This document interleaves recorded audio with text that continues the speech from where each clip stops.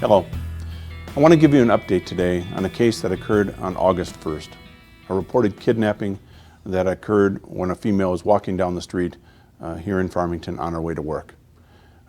It's been a difficult week for all of us. I know the community has watched this case extremely closely. The media has followed it. It has been a significant case for us and a significant challenge for us.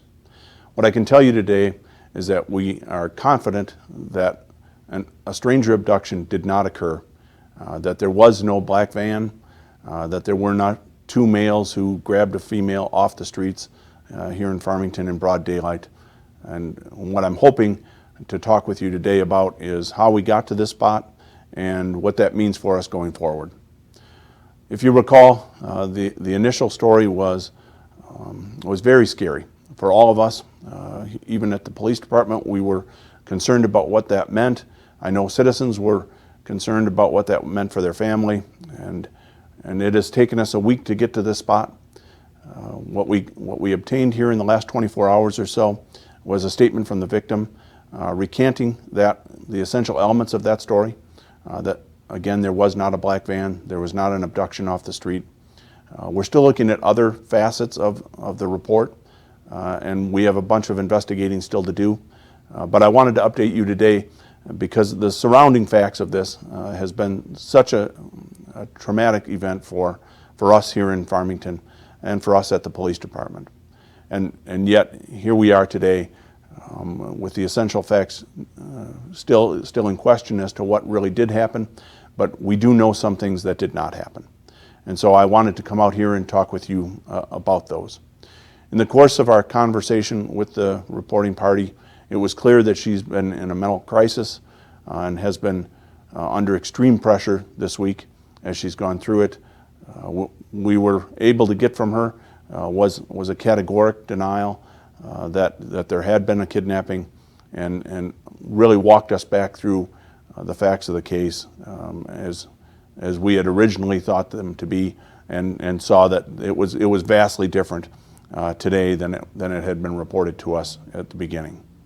I want to talk to you a little bit as well about how this case played out on social media and even in the media to an extent, and some of the difficulties that brings for us. Cases like this, like we've talked about in the past with officer-involved shootings, the police almost always need time and distance. Time and distance allows us to make better decisions and to check facts and have a better idea of what really happened. And in today's social media world, the demand for answers is so immediate, especially when it's something sensational like this. But the police are in a very difficult position when this starts. There were parts of this story that we did not love, and that we thought were inconsistent, or that we thought were going to be difficult to either verify or dispute. And so that leaves us in a tough position when the community is demanding immediate answers on something that appears so sensational and is such a terrifying event. And what that means is we're stuck in the position of, do we come out right away and say, this story looks like it has a lot of holes in it and we don't like that story? You know, that's probably not the position that we're going to be able to be in. We're going to need some time, and we're going to need some distance from the event to check. We had a lot of things to check. We had a lot of video to go through, and we had a lot of businesses to contact to see if they had video that would help us either prove or disprove what had happened. And that doesn't happen overnight. You know, that is a slower process. So on social media, you could see the pressure was building. People wanted answers. But what we were trying to get in our investigation section is a little more time and distance. Figure out what exactly had happened, and then start running down here's the story, here's the timeline of events that apparently happened, and then check to see if that is true and what we can learn from that as we go through the course of the route that she was saying that she was taken. Did anybody see anything? Were there other witnesses? Was there anything that we could verify to either help us catch the suspects or see if the story did not hold up? So while we were dubious of the story initially, there was still a lot of work to do to see if it really did play out. And our detectives did really a fantastic job over this past week. They spent over 200 hours just on this case, working to verify whether or not this story was true.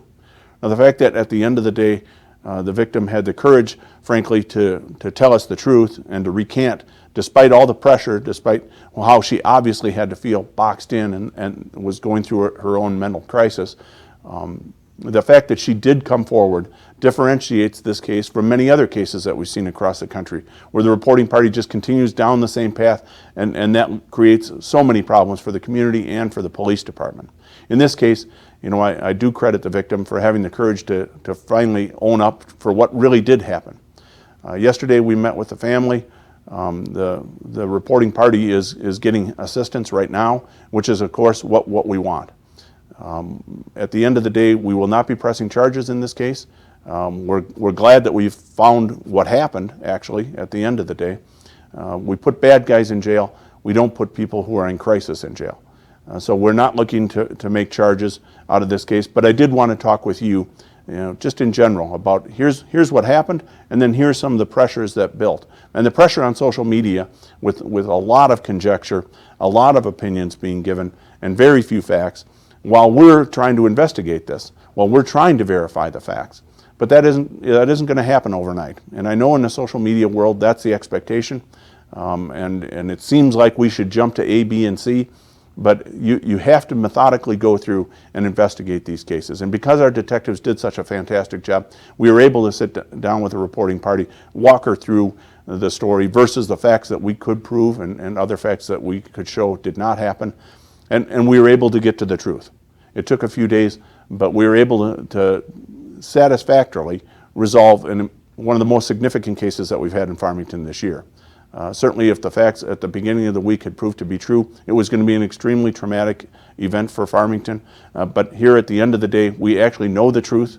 And we still have some things from the initial report that we're investigating, and we want to understand the entire event that occurred that day and why it occurred. But for you today, what I wanted to get in your hands is that there is no black van picking up citizens off the street randomly. You don't need to have such hypervigilance, although I would tell you every day we should be vigilant as we go about our business. There are dangers, there are threats to us. We can overfocus on this one and then relax and ignore the other threats that actually are around. So I urge all of our citizens to always have their head on a swivel, always keep their eyes open, always be ready for something bad to happen, because it could. Fortunately for us here in Farmington, it generally does not. So going forward from here, what's going to happen?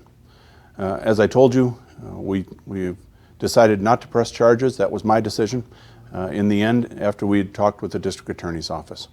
What we have here is a family and a young lady who is in crisis. And right now, she is actively seeking help for that, which certainly is our goal. As we move forward, what I'm asking you is to consider social media and to remember that there's actually people behind these things. I understand the irony of me releasing this on social media, but I'm telling you, social media is often the devil. And we are so easily able to say things that are hurtful, and we don't even understand the consequences because we're not standing there in front of them. In this case, we have a young lady and a whole family, honestly, that's going through an extremely difficult period. I do give her credit for coming forward and finally saying the truth. And we've watched this nationally play out where people never do admit it. And then it presents such a difficult position for the community. But in this case, we do have the family's cooperation, and the young lady is off getting help, which is our sincere goal for her. I want to compliment our detectives. I know that this is a stressful week and that people wanted answers fast, but when I walked you through the things that our detectives had to do, it's easy for me to say in the span of a couple of minute video, but our detectives spent hundreds of hours on this case and worked diligently and established good rapport with the family, established good rapport with the young lady, all of which helped us get to a conclusion where we can tell you what happened and what didn't happen. All of that is important. As we go forward today, I would ask you to keep in mind, these are fellow community members. They got themselves into a miserable place, and I understand that. But I think all of us, when we look back at our life, have been in bad spots of our own doing, and then have had to try and figure our way out. And that's the position that this family kind of finds themselves in when you talk with them. They know this is a shame. They feel bad for putting the entire community on alert about something that in the end didn't really happen. But people make mistakes in life, and then you have to give them the trail of breadcrumbs to get them on to the next thing, to get them past that. And what I'm hopeful for is what a great community we have here, that we will exercise some compassion, that we will remember that people make mistakes, and I've made many of them. I guarantee you've made many of them, and we wouldn't want it to play out as badly as this.